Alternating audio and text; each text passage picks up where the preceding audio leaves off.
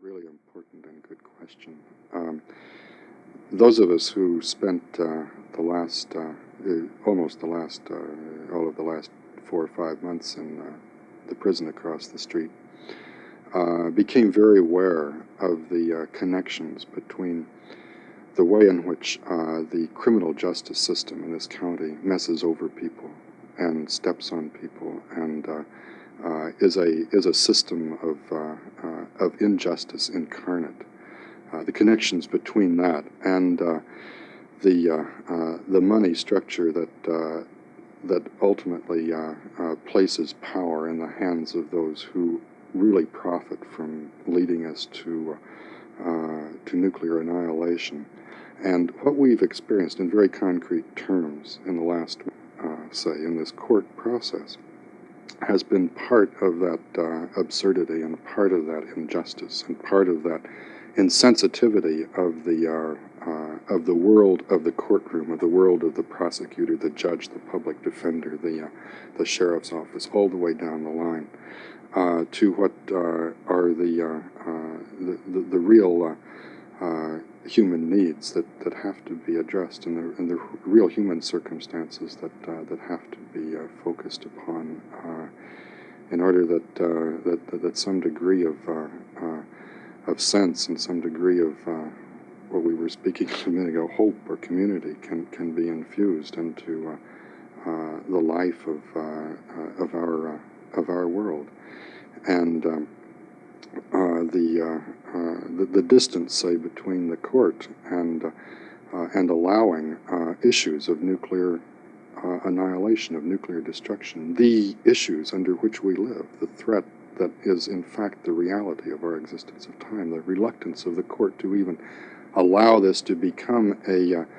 part of the questioning of prospective jurors, let alone allowing us to even do the questioning. It's preposterous what has come down, and yet the whole content of our participation in the court process last week was one long harangue attempting to get some legitimate questions into the atmosphere, some legitimate questions that would raise issues that touch upon the reasons for the action and the basis of the action into the courtroom itself. And it was a process that really never did get anywhere. When we did finally on the second during the second day get to talk to some jurors, the judge took that out of our hands almost immediately. And our point in talking too with the jury and with prospective jurors is not so much the effort at acquittal or the effort at getting a jury that's going to find in our favor. Of course, if justice is done, this is good. And if a member of a jury finds it incumbent upon herself or himself to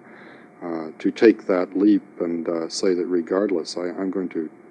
judge this on my own conscience and from the point of view of what is justice here. This is a beautiful thing. But perhaps even more realistically, what one could hope for from a jury or from folks who are called upon to for a short period of their lives to have to think upon what they can do to participate in justice in some sense is to maybe give them an opportunity to think about an issue that does on a level of considerable magnitude, of the most important magnitude, raise moral questions that they have to speak to and that they have to think about and that they may carry home after they've found guilty or after they've found innocent or after they've left the court scene for some period of time and had a chance to say, well, I would, if a bomb hit in the middle of the courthouse, everything that I know, everything that I live with, all the parts of my life would be obliterated within 30/60ths of 1 second. I would to even contemplate that there's a part of their life that has to deal with that on a level of justice might be something that would touch a prospective jury member at a point along the line. But how can this occur if the court shields them, if the court only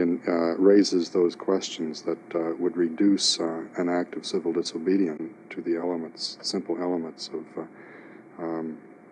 a crime of trespass or a crime of burglary or a crime of mischief, and then gets us involved with all kinds of side distractions, like this effort this afternoon to talk about pinning the guard up against the wall or threaten a security person, or a number of other red herrings that have nothing to do with anything that we did or that are totally unrelated to the issue. So that the question that you raise is a very important one. We feel a sense at this point of wanting to give ourselves, of wanting to give our what we can to the process that we're involved with, to the degree that some degree of understanding of our statement on September 9th can get infused into the courtroom, can get infused into the court record, and might be carried from those who come to observe into the time that goes beyond the court process, and that